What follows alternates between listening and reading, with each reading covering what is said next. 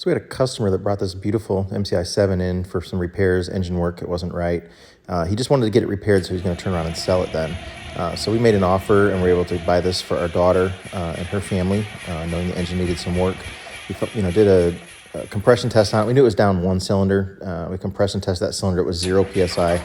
So we knew there was something wrong, but I wasn't really worried about that. But the rest of the engine still wasn't that healthy either. As you see here, it's very hard starting and smoking a lot. And so it wasn't pretty inside. It just recently had some engine work done because it had been overheated. They redid the heads on it. So we're going to pull the heads here and see what's going on inside the engine. But we know it's not good, and we'll see what we got to work with.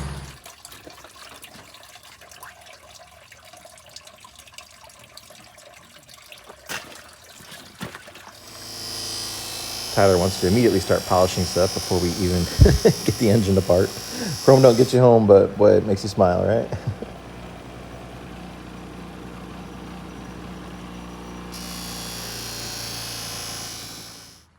You ever want to know if somebody's got a sign of blow-by in an engine? When they have their dipstick with a bungee cord holding it in place, that means something's going on in there. So, a good tip.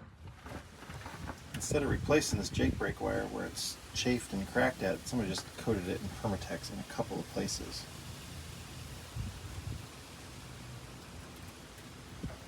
Just put Permatex on. And while we're on the subject of Permatex, they use it like Bondo over here, and then actually paint it over, so that technically is Bondo. This whole end cap is just filled with a giant glob of Permatex. To be fair, looks like it stopped the oil leak. Disconnect these wires here, the short one there, the long one here. We're going to throw a piece of tape on the long one just so in case because we're going to have that wire loom off. It might not end up being shorter. This probably wasn't making a very good connection. It's not finger loose, it's very tight, but it's just never going to run in all the way. I turn it like this way so that way you can. Oh yeah, if I go on the inside. Okay, so we're gonna ready to put some chains on here, and we were loosening these rocker shaft bolts, and they just seem way over torqued. These are supposed to be 90 to 100 foot-pounds per the book, and I'm just curious what kind of number we see before it breaks loose. Gotta reposition. Yeah, so we were at 110 when you stopped and it hadn't moved yet. Correct. Turn it off. Yeah.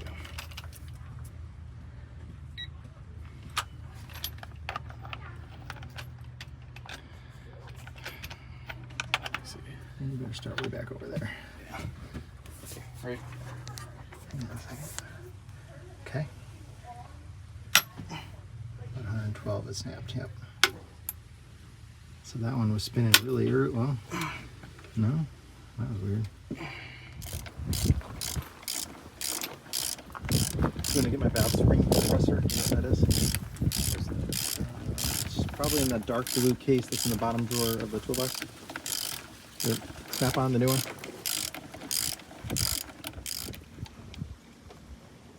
That gasket will leak. I'm gonna put it on like that.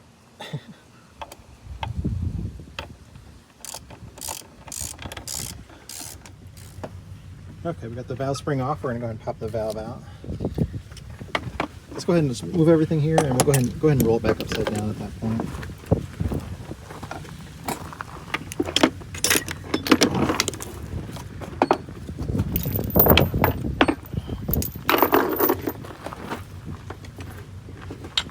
Back to the middle of the table. The valve fell out. Don't set it on the valve.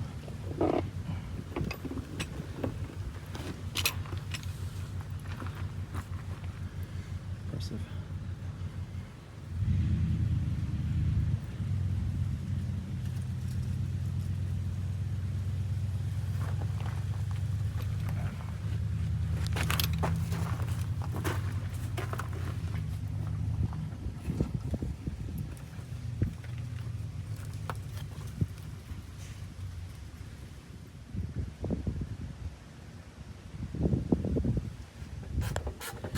Just ran my finger across this. There's a bunch of metal shavings between this, and we didn't have the block anywhere near touching that.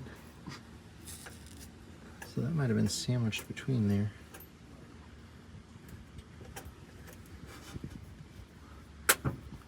And we saw evidence of some rust on the head in this area. So I put that metal, I bet when they were pushing that head in, they scraped something off and that metal landed on there and got sandwiched between the head. That's my guess.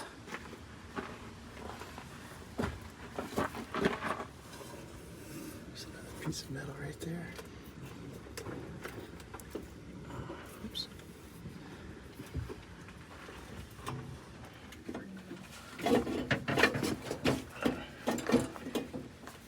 Try that one there.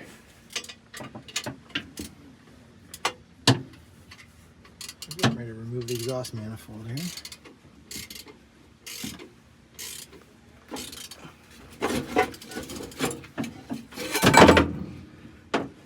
Glad you didn't drop that on your toes. People always ask me about these swivel exhaust fittings on there and how they work. So there's like piston rings inside there. And that's what seals up the exhaust gases on it. This exhaust clamp is actually broken. I was wondering why this was loose on there. You can see the exhaust leak, but it looks like they put the clamp on crooked and then tightened it down, and that's why they broke it. It's not over the lip like it's supposed to be.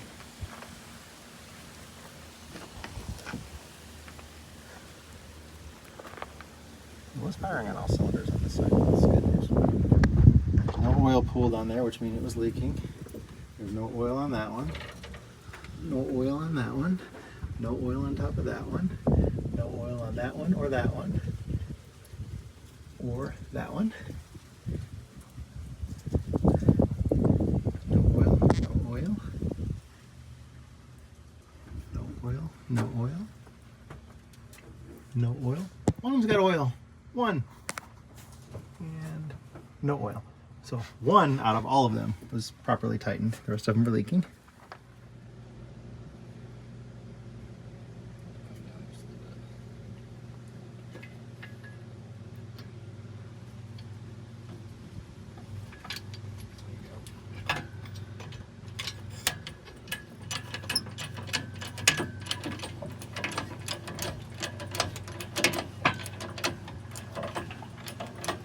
Be good. Okay, take that blast bolt out.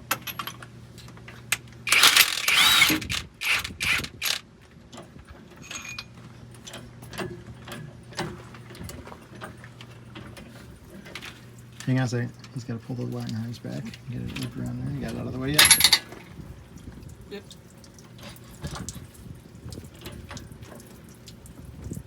Oh. Hang on, what are we catching? Oh, is that still attached? Yeah. Will that come out with it or no? It will, but we gotta come this way. Okay. Pull on it.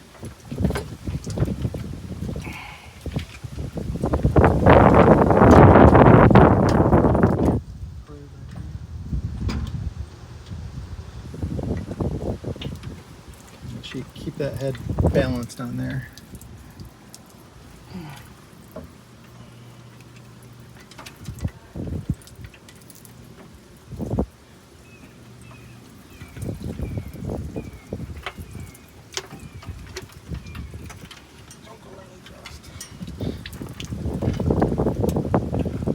Gently slide it back, keep it balanced.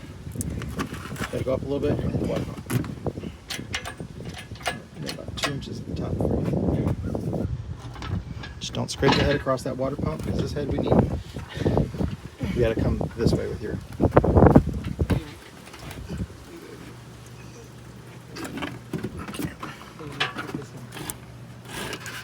Okay, now pull back.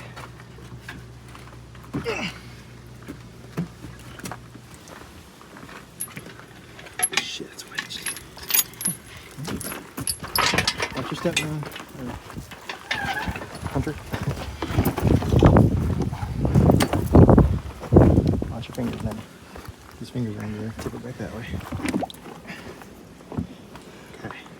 Let's roll it over and see the other side. Yeah, go that way.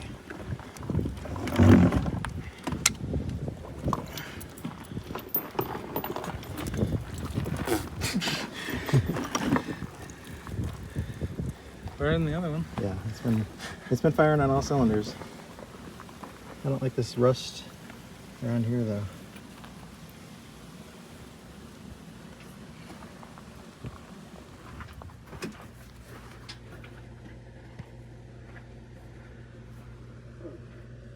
One of these things is not like the other.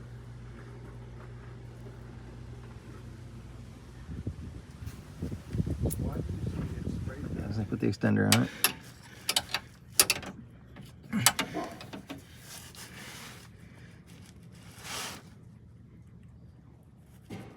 Nope.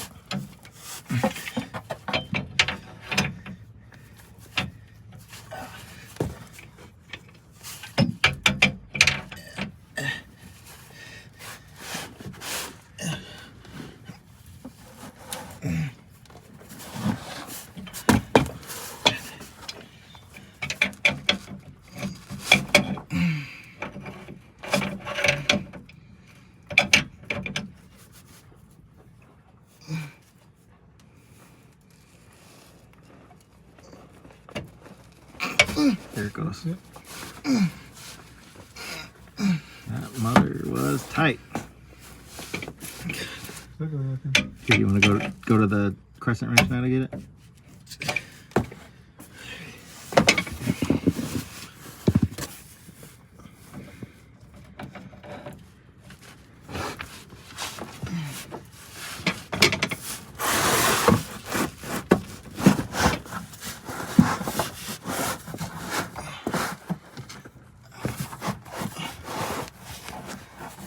Can't fit my hand in there.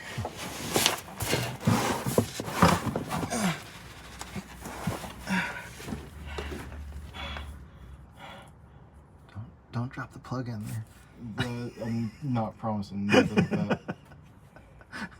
If the plug goes, it goes. You're getting close.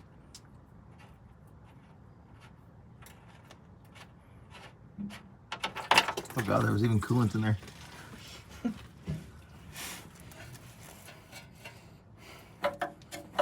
Oh, it's probably from us removing the heads. Mm-hmm. Never mind.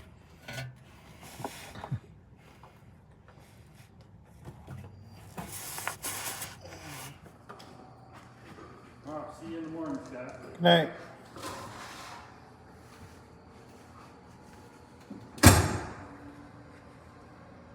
See how much that piston ate up everything.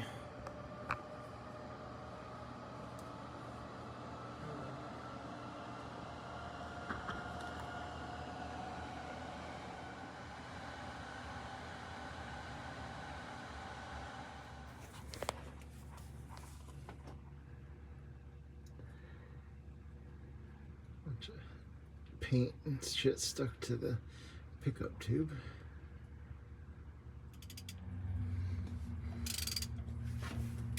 I just use a little piece of cut threaded rod that goes between the liner there. That's the same width of the liner, and then I can just turn the engine over, bar it over, and it drives the liner. And then he's taking the cap off of the rod down there, and then we'll be able to just lift the whole piston and liner right out of the cylinder once we do that. Bolts are off? Yep. All right, your fingers are clear? Yep. Okay, you ready? Mm-hmm.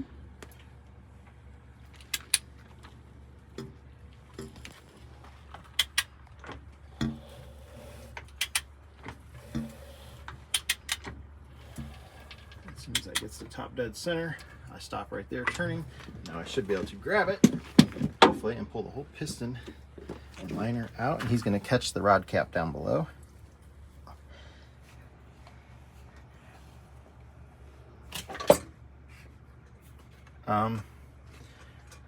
Yep, the piston stayed in there, didn't it?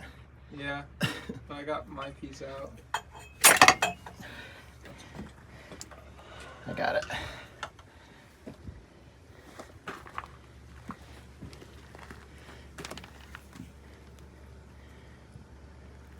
Look at the top ring is completely stuck on it.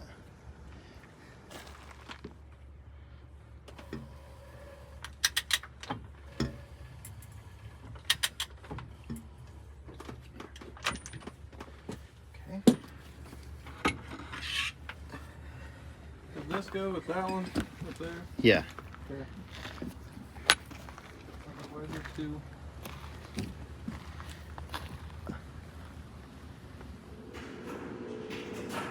This big hunk of metal was found down in the oil pan. It's got some shiny marks on it.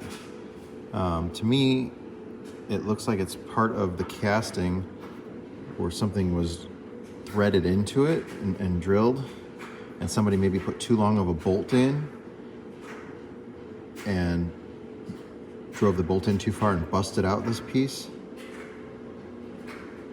Obviously it's not in the water jacket or there'd be coolant everywhere in the oil. I cannot find, I've looked everywhere just to kind of see where that's from in there. We'll look around some more. It's probably not that big of a deal if it just busted, if that's what happened, and worst case you could put some sealant on the threads if it was leaking oil, but it's not pressurized in there, most likely. But yeah, that's kind of concerning when you find a big hunk of metal down in the oil pan. But that round part there tells me it was drilled and then it was probably tapped and not too long of a bolt. That's just my guess. So here you can see that top ring is completely seized in there. No movement from it whatsoever, expansion or anything. That causes a problem. Here's another piston where it's seized. Got 3 of them so far, completely seized like that. Right. Okay, I'm gonna pull this one out too. So far, everything's been stuck on that first ring. Yeah, look at that. That one's not. That one's actually moving.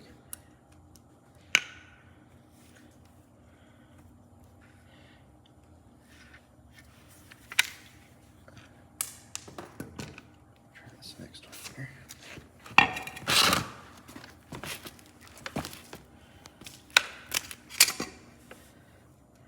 That one's not stuck. Those actually look halfway decent, but you can see the piston's been coming in contact there. We'll check these other 3 over here. That one's not stuck. It's a little bit of movement on it. One side of it's sticking.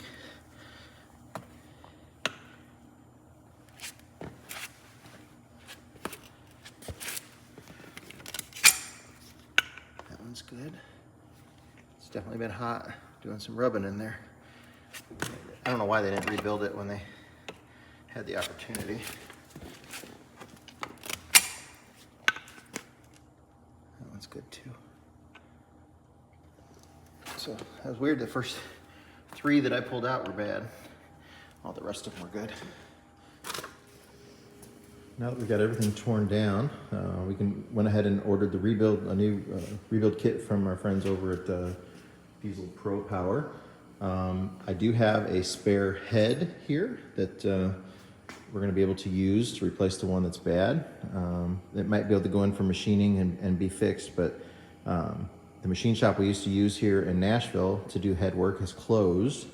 So I'm just going to hold on to the old one as a core and we'll see. But because I've got one that's a reman one that's just been sitting on the shelf, we'll be able to replace that one with that. But yeah, we got the whole rebuild kit coming, and hopefully in another week or so, we'll be able to start getting this engine all back together.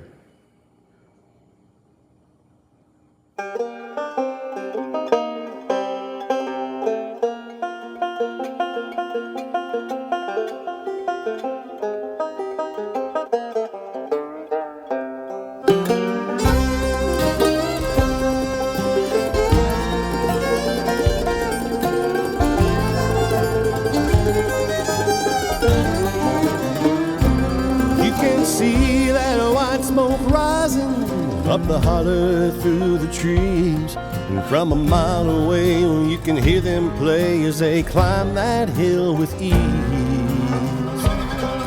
At the top of that mountain there's a new life waiting for those who can make the run. If they can make it to the top, Scott will put them in the shop till their new life has begun.